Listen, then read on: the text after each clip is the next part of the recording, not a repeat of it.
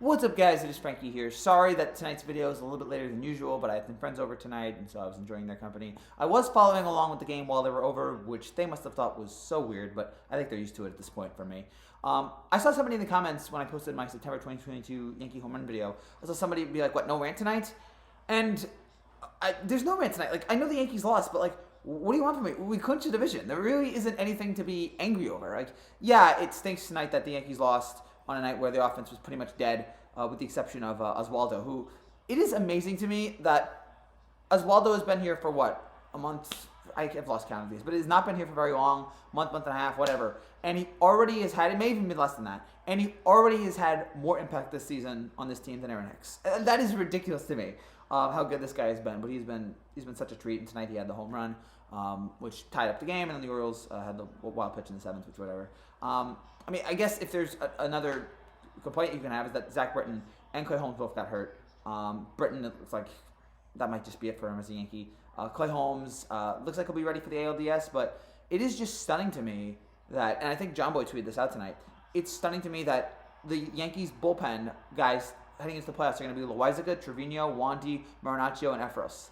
It's not Chapman, it's not Britton, it's not Holmes, it's not King, it's not Chad Green. It's crazy how different the Yankees bullpen has changed. And if there's any reason, if you were looking ahead at the big picture here, if there's any reason why the Yankees are not going to compete for a championship this year, if there's one thing that's going to kill them, I think you have to believe it's going to be the bullpen at this point. It's not even the starting pitching, because I guess you have worries about Cole. It's not the lineup. I think most of us are pretty happy with the lineup. It's going to be this bullpen. This bullpen has been very unreliable here in the second half of the season.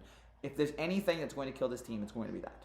So let's hope that whoever's left of this bullpen can be able to pick up the pieces here throughout October. But yeah, I guess that's, again, we've clinched the division. There really isn't anything to be too angry over, again, except for some injuries and the fact that the offense can be better tonight. Really isn't anything to be concerned about. We got the division, and yeah, Judge is still at 61, which fine. He still has 2 more home games to do it, and then he has the 4 games at Texas to hopefully clinch it up. But wherever he gets it, hopefully he'll get 62, and then we can all just put a finishing mark on this great championship season. Which, oh, by the way, it's been so, I would just say this, the talk over the last couple of days has been so annoying about the whole Bonds, Judge, who has the real record. Yes, Bonds has the real record. Maybe we can make some sort of distinction that Judge has the quote-unquote clean home run record. We believe Judge is clean, even though if it turned out that Judge was not clean, I would probably have to denounce my Yankee fan, because I would never be able to live that down. Us going, wow, Judge is the clean home run record, and then it turns out he wasn't. But let's hope he's clean. I would think he's clean. But there should be some sort of like Bonds is the home run record. 73 is more than 62 or 61. But Judge has the record of people that we think didn't do steroids.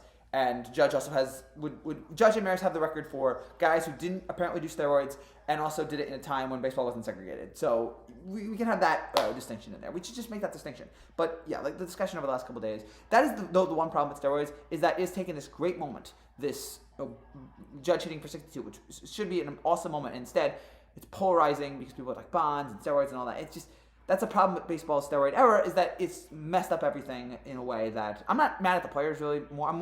I guess I'm mad at Bonds and Sosa for not admitting it. It's like, come on guys, your arms got bigger, Bonds, your head got bigger, you're not admitting to it. But at least McGuire admitted it. I'm more angry at baseball knew what was going on this whole time and didn't really say anything and just kind of turned a blind eye to it. Bud Selig, and yet Bud Selig is in the Hall of Fame. Even the guy who turned a blind eye to steroids is in the Hall of Fame, but Barry Bonds, no. The hypocrisy is ridiculous. So it's CYA mode for baseball when it comes to steroids. They only cared when Congress got involved. So yeah, that's really my issue with the steroid era. It's taken this great thing that we should all celebrate and it's turned into all this controversy and confusion. It's a mess there. But we should all just enjoy what Judge has been doing. It's been an historic season. It's one of the greatest home run seasons we've ever done. If he gets one more, he'll be the 4th player ever to hit 62 home runs. And it's the first one to do it in 20 years, and that should be something celebrated because I don't know if anyone thought we'd ever see that again. I don't know if anybody thought we'd ever see somebody hit 62 home runs in a 162-game season. So we should all applaud it if that's so to happen. And we shouldn't try to create division and controversy where it isn't. That's it for now, guys. Thank you guys so much for watching. If you're new to the channel and you like what you see, make sure you subscribe down below. I will be back tomorrow with a recap to Yankees-Orioles Game 2. Take care and God bless.